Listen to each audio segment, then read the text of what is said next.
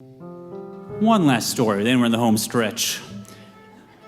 My favorite two Rebbes in all these stories are Elimelech and Zushya. My daughter actually knows a story about a bucket of human waste that involves it. It was an amazing story. I hope you'll hear her tell it one day. She tells it so beautifully.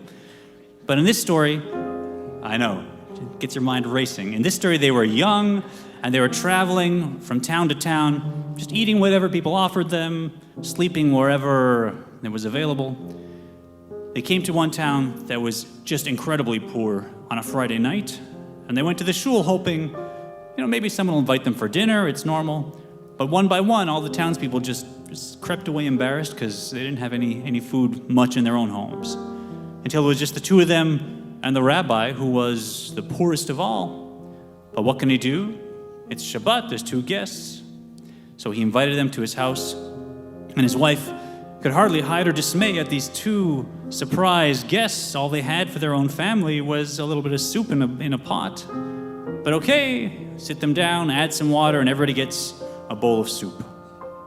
But as Elimelech pulled the bowl to himself and tipped it, somehow it flipped upside down, and all the soup spilled all over the beautiful tablecloth, wasted and ruined. "Can't you please be more careful with the food?" The rabbi's wife couldn't help but mutter. But she put a smile on her face, collected a little more, added some water, and he got a second bowl of soup. But somehow, as that bowl sat in front of Elimelech, it too wound up upside down. Well, now tears were really going to flow, and so the rabbi, assuming that his guest was extremely embarrassed, pushed his own bowl of soup towards him. But when he looked at Elimelech's face, he saw that his thoughts were entirely elsewhere, as if he wasn't even seeing what was happening around him. And of course, as Elimelech reached for his spoon a third time, the bowl flipped over once again, and soup everywhere, tablecloth ruined completely. Now, before a real disaster struck in this house, his brother spoke up and he said, "Kind guests, if the bowl flipped over 3 times, no, it was no accident. Something happened in the higher realms. And somewhere, somehow, many more possessions, perhaps even lives, were saved." This calmed them down, but they didn't really understand what it could have meant until a rumor reached the town several weeks later that on one Friday night, Tsar Paul had been set to sign a decree evicting the Jews from all the rural areas and small towns in Russia. And twice he went to sign, and the inkwell flipped over and spilled all over the decree, ruining the document, until his ministers wrote it out a third time, and two held the inkwell between their fingers to make sure it wouldn't move. But again, a third time, as he dipped it in, it popped up and spilled all over the document, ruining it a third time. At which point, Tsar Paul said, "Gentlemen, I would like to sign this decree, but it seems that higher powers wish otherwise, so I will leave it unsigned."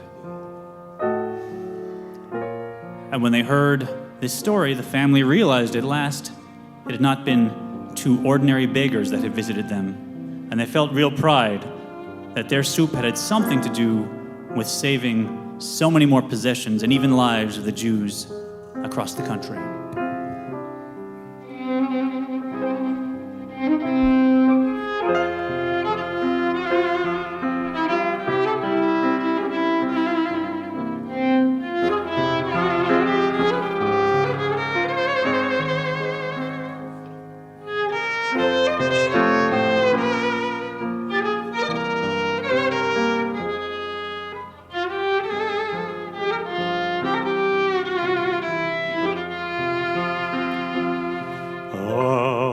Der Rebbe Elimelech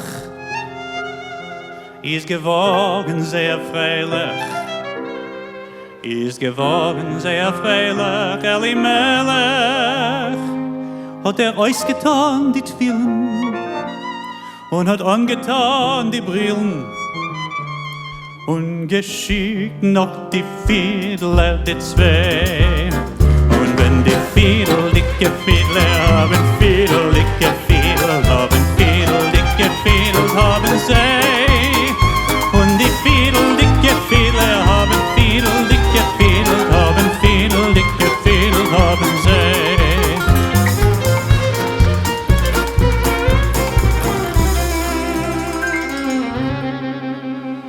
als der Rebbe Elimelech ist geworden noch mehr freilich, ist geworden noch mehr freilich.